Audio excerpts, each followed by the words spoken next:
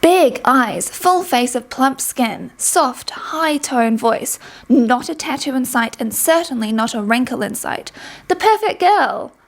Literally. Skin like a baby is one of the biggest compliments that you can give to someone. That's why child-free people like me hate children because we're so jealous of them. Disclaimer, I actually like kids, I just don't want them myself. I'm filming this on my 36th birthday and I've never been shown more anti-wrinkle adverts in my life. Thanks Meta for reminding me that signs of living life are unattractive in a woman. It came as no surprise to me that the first AI actress would be a girl who looks about the age of 17, who can never age, never say no, will always be compliant to do whatever sort of scene you want her to. Tilly Norwood, never putting up a fight and coming to a screen near you. Sheann just got in hot water for selling an anatomically correct child doll. Are these even a thing to begin with? Well, I did discuss this in my Patreon version of this video here. It's scarily quite a large market. Shay Mitchell has just launched a beauty brand which is exclusively for children. Patriarchal beauty standards plus capitalism equals baby skincare hellscape where aging past adolescence is a personal failing, but this is sold as self-care. Sephora kids have now evolved to have their own entire brand. My attitude is like this girl's hair. What the hell is going on? Get me the hell out of here. Even at the time where your skin is meant to be the most plump and beautiful in childhood,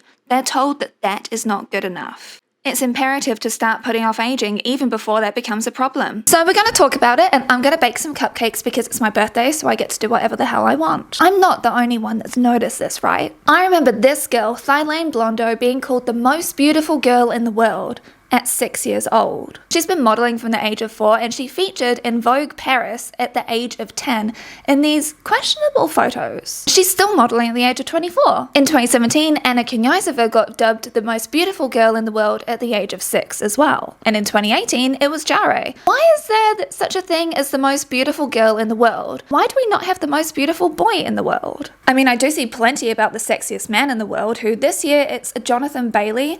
Must be those slutty little glasses. The slutty little glasses have an effect, don't they? They do. But his wrinkles are part of his appeal, his charm, his confidence, his self-assuredness. You know, he's got wisdom, he's lived a life. But in women, it's the opposite that carries the appeal, this sort of wide-eyed innocence and obedience. And even when People magazine do their most beautiful woman of the year, they always airbrush the ever-living hell out of their photos. We all know that there's a lot of plastic surgery that goes on in Hollywood, right? But one of the main things that has made everybody join together with not liking the buccal fat removal is because people are saying, oh, she looks so old now. Ooh, she ruined her face. When it comes to beauty standards in the Western world, there's this strange dichotomy of having to have like really tiny small body and at the same time have a full childlike face. Even though there have been some slight variations to body type over the past few decades, it's always smaller.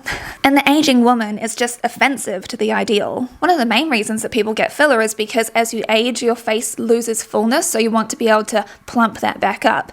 But that's getting into the topic of a future video. My patrons were the ones that voted on this video that you're watching right now, so don't forget to thank them down below. And they already have the extended uncensored version because yes, there are certain things I definitely can't talk about on YouTube when it comes to this topic. Beauty is meant to be unattainable, and what is more unattainable than childhood? Teens have been fashion models for decades at this point because they have the perfect body for fashion. It's a small frame, small hips, and a perfect doll-like face. I've spoken previously about how Gemma Ward got scouted at the age of 14, and then as she got older, she got treated worse and worse. Kate Moss became a model at 14, Brooke Shields started modeling at 11 months old. She has beautiful hair, eyes, nose, mouth, and a beautiful body. I mean, she's incredible. And she was only 15 when it comes to this incredibly famous and creepy commercial for Calvin Klein jeans. Canadian model Monica Schnarre, who was discovered at 14 in the 1980s, has recalled how hard it was to mimic sexiness at shoots. One photographer said, "Listen, I know you're a villain, but could you just pretend?" Marc Jacobs said in 2005 in a New York Magazine interview, "Youth to me is the most beautiful and sexy thing, really. I'm by no means a pedophile, but there's a purity to youth. There's an experimental side. There's a curiosity. All that is more intriguing to me than knowing, headstrong, oozing sexuality."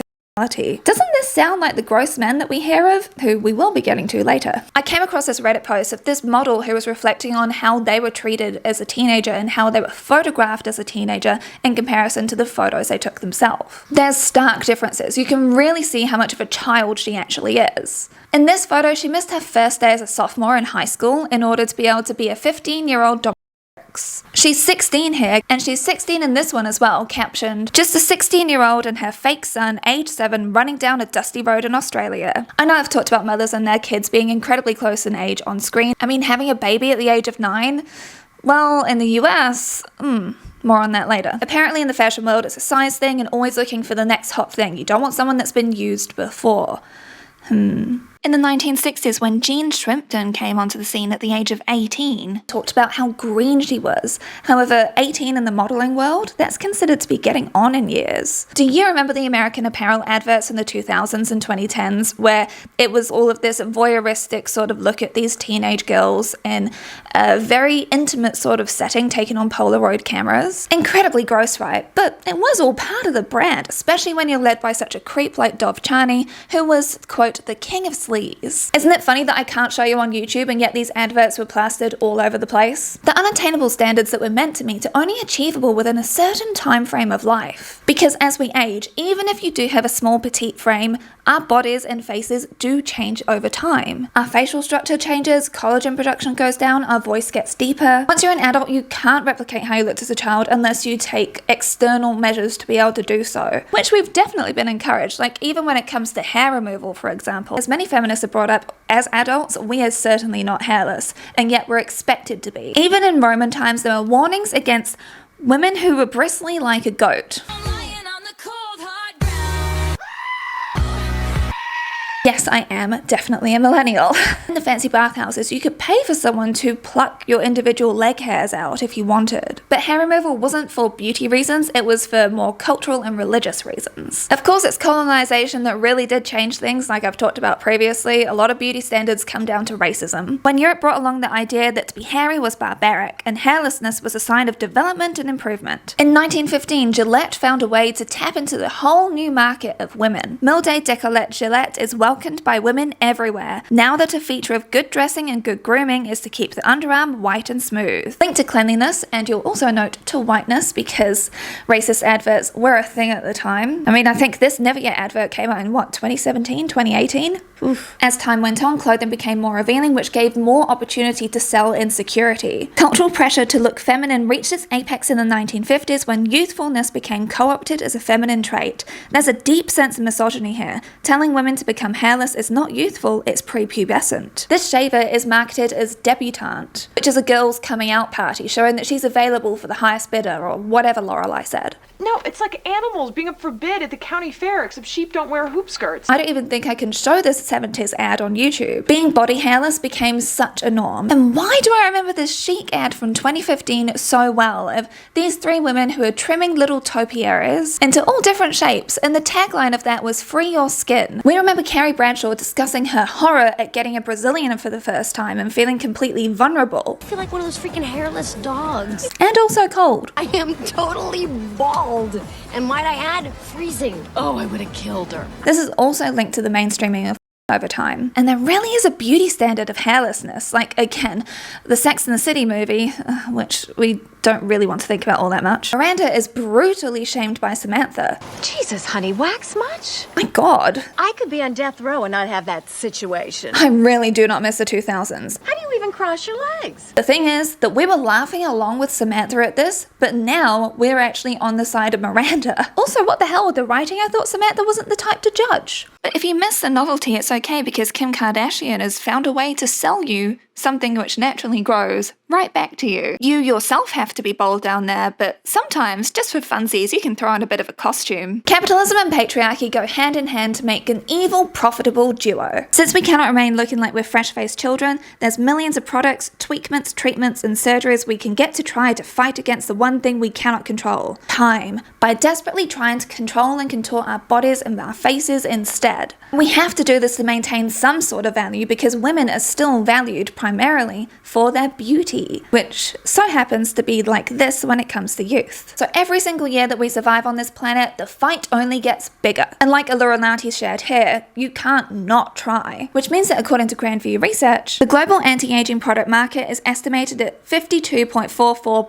billion US dollars in 2024 and is projected to reach 80.61 billion by 2030. And according to McKinsey, the global beauty market is worth $450 billion in 2024. And like is brought up in Brooke Shields' documentary Pretty Baby, as women progressively got more rights over time, men's focus started to turn to children because women are demanding more. Well, go to those that can't demand anything. It's almost as if we're told, okay, you're not going to be traditionally feminine, which traditionally meant powerless, submissive, dependent.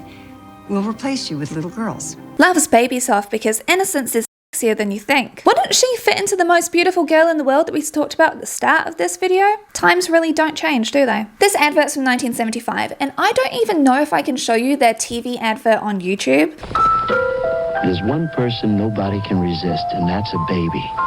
So love made baby soft, with the innocent scent of a cuddly, clean baby that grew up very sexy. I can't believe why this ad was banned. But Bryony, teenagers look like they're 20 now. You don't understand. This is the same excuse that rock stars in the 1970s gave. However, when you look at photos of them, and I've done this whole deep dive into the way that groupies were treated, and including baby groupies, it is very clear that these are children with these grown adults. Steve Tyler got legal guardianship over a 16-year-old so that he could be with her.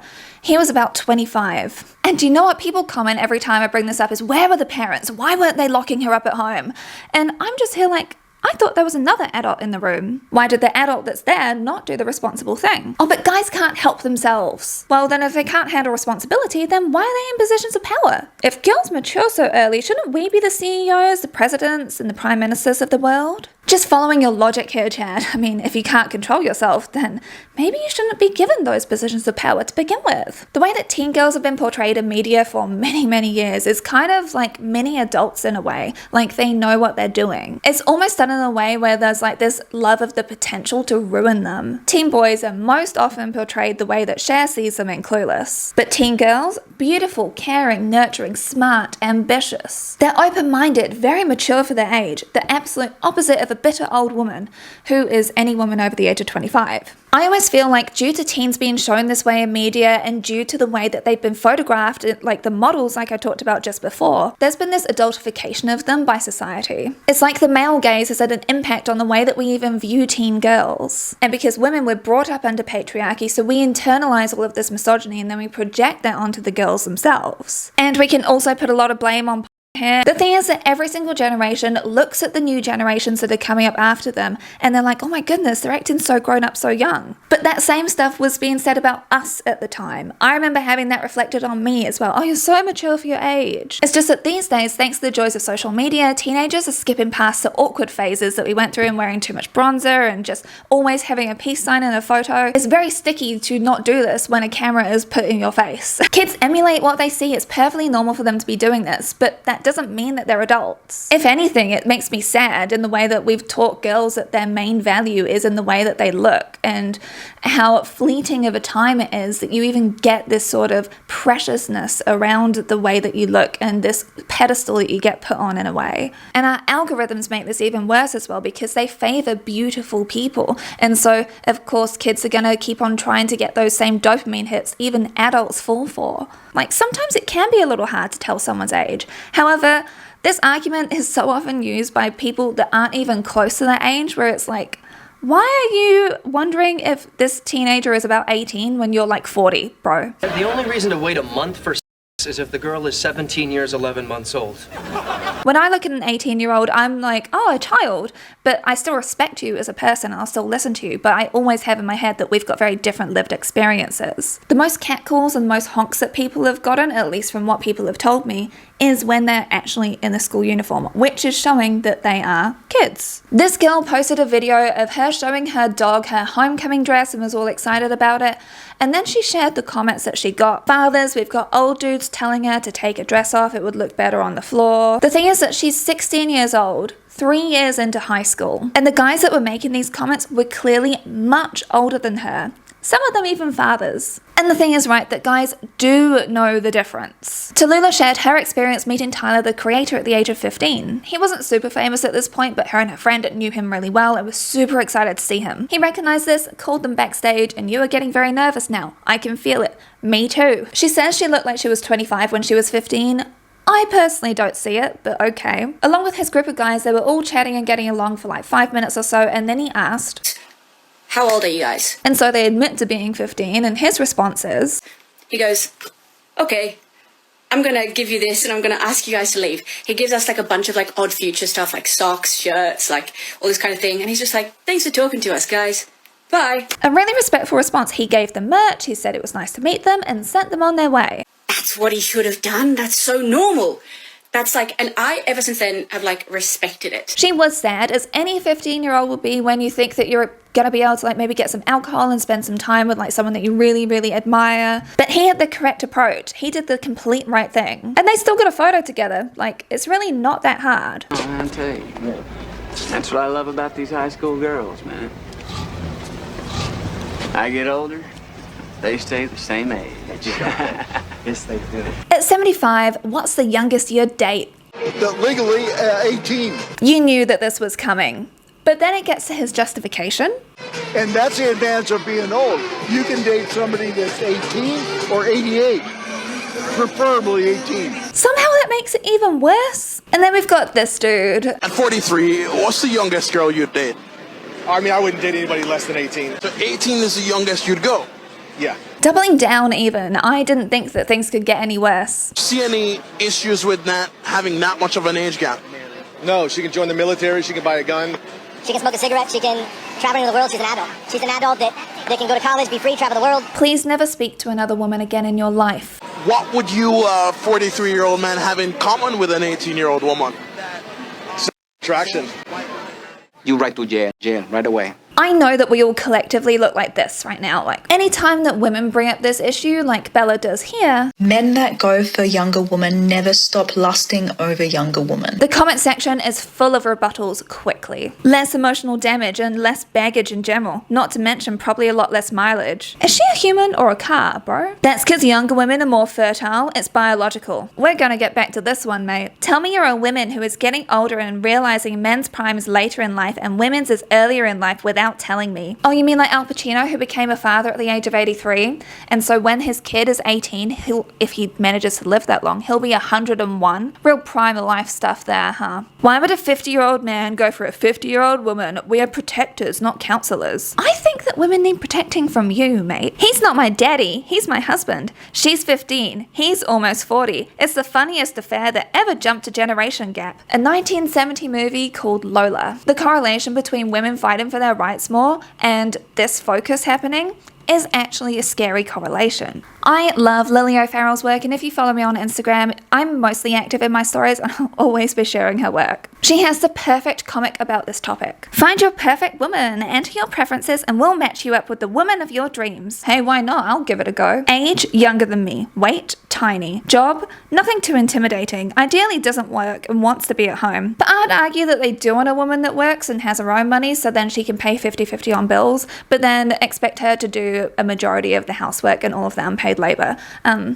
Talked about that up here. But also she'll put her job on the back burner in order to be able to support you in whatever career you want to focus on. Beliefs doesn't matter. I want to be the one to tell her about politics. Any other preferences? Blank slate. Yes, actually. No body hair, no wrinkles, cellulite, etc. Not promiscuous. Finding your perfect woman. You have described a child. Based on your preferences, you're attracted to children, not women. 0 matches. I'm not saying all men here, but more guys like this. What's a red flag on a first date? Body count. Body count. Okay, tell me more about that. Massive body count. Not happy. And does that come up on a first date? All the time. Bring it up on the first date as if you're asking literally once again about car mileage. Alright. It's got to be like near the first questions. Really? 100%. Are you asking it or are they just telling you? I gotta ask. It feels like a marking your territory ownership thing more than anything. If someone asked it to you, what would you say? 1. I also call it a lack of confidence in themselves. They're trying to weaponize that to make the woman look bad when they actually just can't perform well. But then at least his mate said this. What about you? Red flag. Asking for the body count. Green flag. And we're side-eyeing the guys that say stuff like this to their friends. A woman who's 22 made a Reddit post about her boyfriend who's 26 and the way that he was talking about her to a friend of his. He said to his friend, 18 bro, fresh off the lot. Once again, this guy is 26. And again, equating her to a car, never been touched before. Then his mate replied, haha, 25 new plate. Hello Hello, darkness, my old friend. You can see why we get icked out by guys like this. But we do see very similar messaging when it comes to dating profiles, right? Like what people are looking for. Saying things like, oh, I want someone that goes with the flow, no drama, which really means like doesn't have any expectations and won't argue back to me. You know, it's obedient, it's submissive. It's giving creepy Christian paternalistic vibes. I'm not saying all Christians here, I'm saying like a particular subsect. It also reminds me of this trend that we've seen growing over the past few months of guys that want a girl that is slightly autistic, which basically boils down to a guy wanting a girl that he'll be able to manipulate and she won't be able to tell. Like Millie Evans says, I think that often this kind of person uses mental health language or neurodivergence language to attract more vulnerable people towards them by making themselves look like a safe person. It's a bit like an easy target combined with manic pixie dream girl. There's also always something really gross about the way they phrase it. They're always looking for someone who is slightly autistic or who has a touch of the tism. It's just weaponizing someone's disability, in my opinion. Not a fully fleshed out person who actually has a neurodevelopmental disability. They think that an autistic person will be compliant to their wants, like a child, effectively. I'm wondering, why don't you want to have a relationship with someone that you view as your equal, though? Don't you want a relationship with someone that you're on a level playing field with? Like, one of the things that Brandon was talking about very early in our relationship was the importance of learning and growing together. Why would you want someone to effectively be beneath you, to be lesser than you? I mean, heck, Brandon was the one that encouraged me to get into higher education, even. I, studied part-time because he encouraged me and believed in me. Married at 15, wouldn't change places with anyone, says the advert, or should I say post-war propaganda. Back in the day, men used to marry teenagers all the time, Bryony. It wasn't weird back then. Slavery was legal then too. 40-hour work weeks hadn't been a thing. Seatbelts weren't even a thing. Women didn't have the vote. And going back even further than that, working class men didn't have the vote. There's a lot of things that used to be a norm, but that doesn't make them ethical or moral though, right? Well, sadly, there are some terrible people who really want to repeal the 19th Amendment, which in the US gave women the right to vote. But I would say the Venn diagram of people who think like that and that child marriage is okay, or that it's totally okay for them to always be pursuing 18 to 22-year-olds, no matter what their age is, that Venn diagram is just a circle. Fascism wants women in the home. It wants soft, meek women that are just going to breed and look after everything at home. And yes, there is a future video I'm going to be making all about the soft life and racism and fascism. I am but one person and I only have very few spoons. Like I brought up in last week's video about Epstein and Virginia Giuffre's posthumous memoir, I used this clip from Dolly Parton from 1977 when she was on the Johnny Carson show, and she was explaining how, girls in the mountains who were mature got married at the age of 12, and how her mother got married at 14 and was having kids at the age of 15. Johnny Carson is shocked and horrified to find this out, by the way, because you know what? No matter how much people tried to say that it was just a norm, it was totally normal back then, it wasn't that normal. People were still side-eyeing this stuff. It was still shocking. This chart shows the median age of women and men getting married. You can see the lowest age is 20 on this chart. So women were getting married between the age of 22 to 24 until about 1920s, when it went up to over 24, and then it was only because of World War II where things dropped down to below the age of 22. But as you can see, teenagers were not normally getting married. And you can see that men were typically 3 to 4 years older than their wives. And according to the US Census data, in 1890 the average age for a woman getting married was 22. And then it dipped down lower after World War II, and then it got higher progressively over time as women's rights increased. You'll notice at no point was the average age of a woman getting married a teenager. I bet in your own families, if you look at your grandmothers or your great-grandmothers or your parents maybe even, love stories of how they got together will often sound like horror stories. It's kind of become a meme at this point. My father was my favourite teacher. What? All the girls had a crush on him, but I knew I was teacher's pet. Oh, he never did anything, of course. No, he was a patient man and a good man. Not until the day I graduated when he asked me to marry him. Oh my God. And like Elliot says, it's because the women back then were victims. And those women told us not to be victims, not to say. With every single year that passes, the further that we stray from the ideal. This even extends to our minds. And so we get people telling us the real problem is that older women just don't know how to be feminine anymore. But like we explored before, femininity is linked directly to youth. See, younger women still have something that a lot of older women have lost along the way. That is softness, admiration, and the ability to actually receive a man's energy instead of competing with it. But what she's actually describing in this video is obedience. They want a woman who listens, who is grateful, who still sees the man in front of her. And remembering her place, that she's lesser than the man. Like when guys are saying that they'd rather go for a younger model so then they've got less baggage. I would argue, sir, that you're giving her baggage just because you can't impress someone that's your own age because you don't respect them as a human being. You'll have seen this chart, no matter what age a guy is, they tend to prefer a woman that is like 20 to 21, maybe up to the age of 25. And whilst both men and women are attracted to younger potential partners, guys are the ones that usually follow through with going ahead with a relationship like this study shows. I do love this line, which I've got to read out to you.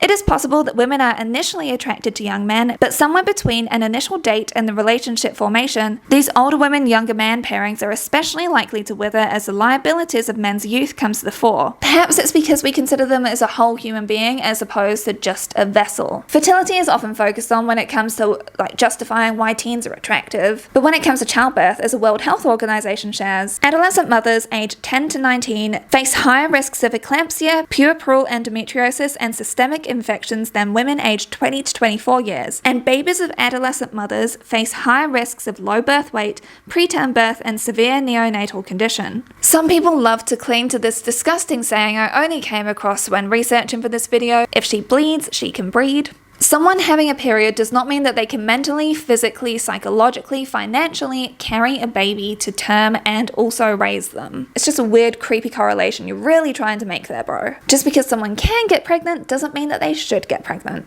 But the thing is that the well-being of the person who will be carrying the fetus doesn't actually matter. Because the fertility thing is the main focus instead because, again, just a vessel. Because peak fertility is about the age of 18 to 24. Yet, that doesn't account for the person as a whole human being. Experts say the best time to get pregnant is between your late 20s to early 30s. This age range is associated with the best outcomes for both you and your baby. One study pinpointed the ideal age to give birth to a first child is 30.5. It's almost like you're searching for any justification necessary to be able to not feel guilty for the fact that you, as a 40-plus-year-old man, are still fixated on someone that's under the age of 22? As of 2021, the estimated global number of child brides was 650 million. Whilst it's been decreasing thanks to many efforts happening, such as increasing women's rights, education access, and a shift in the well-being of society. And yet in the USA, there is still no minimum age of marriage established in law in California, New Mexico, and Oklahoma. I mean, sure, you need to get parental consent or something similar, but that's an easy hurdle to overcome. The Child Marriage Prevention Bill was introduced to the US Congress in August 2024 and was referred to the Senate Judiciary Committee.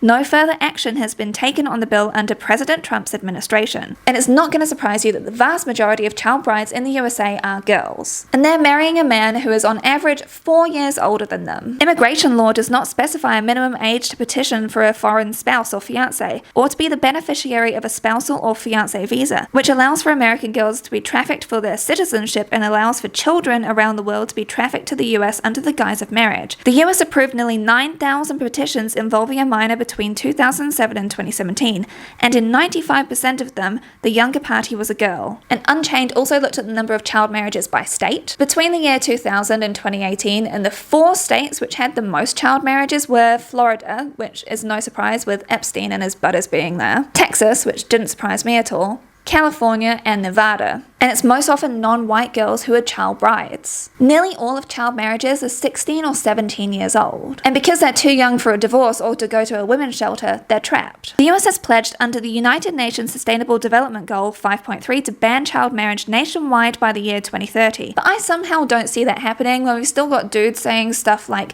if their daughter was the age of 10 and she got pregnant, that they'd expect them to carry the baby to term. Happens to many people. The answer is yes, the baby would be delivered. Oh, okay, great. So that's insane. When Republican State Representative Jess Edwards argued in favor of child marriage, he said this. If we continually restrict the freedom of marriage as a legitimate social option, when we do this to people who are of ripe fertile age and may have a pregnancy and a baby involved, are we not in fact making abortion a much more desirable alternative. Mate, that is unripe by definition. The defense often comes back to, oh, well, she's knocked up. This is the honorable thing to do. It's better than an abortion. Make that child carry a legitimate child at least. I think that you'll find that there are normally laws that will actually penalize the person that impregnated them that maybe we should be looking at using instead, but no. Just force her into a marriage. Yeah, that solves all the problems, right? As the Rolling Stone reports, in Texas, where 3 bills looking to raise the minimum marriage age to 18 worked their way through the legislature during the 2025 regular session, all 3 were killed by default at the session's end without ever having come to a full vote despite having the necessary support. The whole honor thing is sold as a way to protect the honor of the girl, right? However, is it really though? Because I personally think it more protects the man's honour. My friend was telling me about Franca Viola, a Sicilian woman who in the 1960s refused a rehabilitating marriage, which is one of those honour marriages because of him raping her. She was the first Italian woman to publicly refuse this, and sadly she was jailed and also harassed horribly for this. It took until 1981 until this loophole actually got removed from the law. And it took until 1996 for it to no longer be a public morality crime. It finally became a crime against the person themselves. And in this huge book which I'm currently reading, which I know one of you recommended to me in the comment section, but I can't remember who, it's Normal Women by Philippa Gregory. Massive book, I'm about 17 hours into it. If the victim of was under the age of 9, it was considered rape regardless of any argument brought against by the accused. Death penalty for adult rape or for with a child under the age of 10 was abolished in 1841. It had been in effect since 1540. I was just left wondering, why would something like this be reversed when clearly that was working so well? However, the book, it's so amazing, such a great book. It really does track how women's autonomy and ability to actually function in the world without men at all really got stripped away year after year as time goes on. You're all I ever wanted. You're beautiful. Thank you. But what else? What else? Is beauty all that matters to you? What else is there? Like, girls are sad to leave our teenage years because it's like this glow kind of fades after that point. I know that when I turned 20, I really did not look forward to it at all. Do you need to come up behind me? Okay. Come on then. Yep. Say hi to Mannix. Hey, good boy. So Cheyenne Lynn actually talked about this recently in this video here. So you can just see his tail. I'll have it linked for you down below. And she brought up Olivia Rodrigo with her songs. Especially teen girls, we're often told that high school and our college years are the best years of our lives. And what are we really sold to look forward to in the future? It's like more responsibilities and aging. And aging is ugliness in women. You're told that every further year on this planet, you lose worth, you lose value. Like, how inspiring is that? I don't think it's inspiring at all. Hey buddy, no. We know the fear of aging from childhood because we emulate the messaging that we see all around us. Like, look at the Sephora kids emulating us that literally everybody made a video on last year. We know from infancy that we need to freeze ourselves young in order to be beautiful, aka worthy in this world. When I was a teenager, I really didn't want to smile or use my face at all because I was really worried about getting wrinkles. Like, I remember saying all the time, like, oh, thinking gives you wrinkles, I can't do that. Like, I really internalized this messaging so much. Oh, yes, I love you too. We really are taught that we only have a few good, worthy years of life, and I really do not agree with that at all. Like, when I was growing up, we were rarely shown any women to, like, really look up to that were considered to be beautiful, because once again, we're taught that beauty is the thing that matters most. When men age, they become silver foxes, meanwhile women just become like the villains in fairy tales and old hags. If an older adult likes to dress in fun or colourful or gasp revealing clothing, they're told that they're mutton dressed up as lamb. As we age, we gain wisdom, intelligence, and frankly, our standards raise, and that means that we get painted as bitter. It's really useful when you want to ensure that camaraderie doesn't happen. To make women resent youth and girls fear getting older. Sorry, his tail is right in the screen. I'm trying to be serious. It means that camaraderie can't be built between generations of women because mothers shame their daughters and project negative messaging onto them. And then the daughters internalize this rejection along with guys saying to them, oh, they're so mature, they're not like other girls, they're so amazing. It's so refreshing to see a woman be a real woman and see someone so feminine. All of this combined kind of creates a perfect prey. Whereas I want to be more like Samantha here, helping us to heal the wounds that patriarchy causes and help us unlearn all this crap. Personally, I do not mind seeing the static wrinkles that are starting to form on my face. Like earlier in the week, I noticed like I've got a couple up here because I raise my eyebrows so much because I'm so incredulous so often at the state of the world. I still wear sunscreen every day, which by the way is your best anti-wrinkle defense unless you're super rich. But mostly I wear it because I don't want to get skin cancer. I can't possibly get Botox because then I wouldn't be able to show how disgusted I am at people. I love seeing women stand up for each other more and more as time has gone on, and I want to help foster more of that. I loved seeing the Miss Universe contestant stand up for Miss Mexico when she got berated cruelly by that, I won't say exactly what I think of him, but by that jerk. It's so good that nowadays you don't even have to look all that hard to find women building up other women, and I love to see it. But reminder, it's about all women. I think we'll find if we keep on working on this camaraderie with each other rather than viewing each other as competition or jealous and bitter, life is just going to be much sweeter. Like the cupcakes, which have been waiting for me for 4 hours because it's taken me ages to film this. If you made it to the end of this video, even though it is definitely after my birthday by the time that you're watching this, I will gladly take your birthday cakes and sparkles in the comment section down below, thank you. Maybe next time we'll talk about all of the creepy TV hosts, how about that? You tell me. And thank you as always to my patrons for their support and their input on these videos, and a special thank you to my top tier Trash Panda enablers. Alyssa, Birgit, Carrie Quake, Danielle, Emberly McCulley, Jamisa Brown, Jess, Laura Bell, Megan Connolly, Mila Gautier, Natalie R, Nathan, Nicole H, River, Ryder, Spooky Jade, Tammy Poitras, Tonya Banyay, Varu Catmama, and Zofima. I hope you all have a sparkling week. I know that a lot of people are feeling a lot. Woo! Oh my god! I didn't even know what to say. I know people will be like, why are you making your own birthday cupcakes? Because I live in rural Aotearoa. Like, I have to do stuff myself, okay? Means that you're very self-sufficient. This is the 3rd time I've made this recipe. I like it that much. But I think my actual job is to look after the cat, so maybe I'll have this with a cup of tea when I come back in. Bye everyone. We grew this fruit. Amazing.